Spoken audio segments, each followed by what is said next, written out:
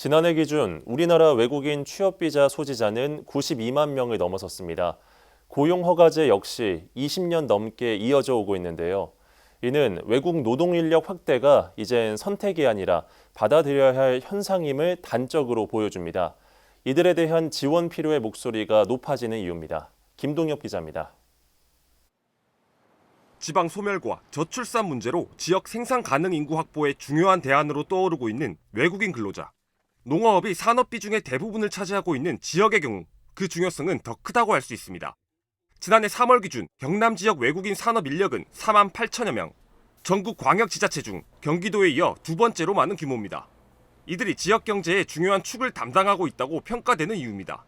외국인 근로자에 대한 지원을 강화해야 한다는 목소리도 자연스레 나오는 상황. 기관 차원에서 이들의 정착을 도와야 한다는 요구입니다. 현재 운영되고 있는 경남 지역 외국인 근로자 지원센터는 대략 12곳. 하지만 센터 대부분은 산단 집적도가 높은 동부 경남에 몰려 있습니다. 서부권 근로자들의 지원시설 접근성이 떨어진다는 지적이 꾸준히 제기되어 온 이유입니다.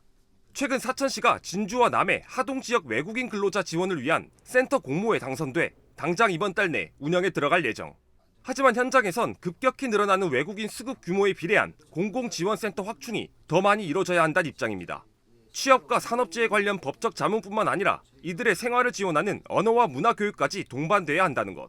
근데 아직까지 지자체라든지 지역사회가 아직 그 부분에 대해서 준비가 되지 않았기 때문에 민간에서 운영하는 봉사를 통해서 그들을 지금 관리하고 있는 상황이기 때문에 그들을 좀 더 체계적으로 관리할 수 있도록 분명한 지원은 있습니다. 제도 운영을 위한 행재정적 근거를 담은 조례 재개정 필요성도 제기되고 있는데 앞으로 대폭 늘어날 인력 규모에 선제적으로 대응해야 한다는 지적입니다.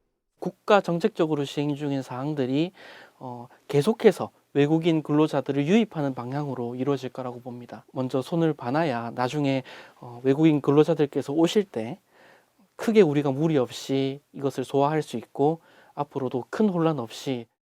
경남도 역시 이런 현장의 요구를 반영해 추후 도내 외국인 근로자들의 주거와 근무 환경 개선에 나설 것을 시사했습니다. 체계적인 외국인 지원 제도가 하루속히 마련이 돼야 될 것 같습니다.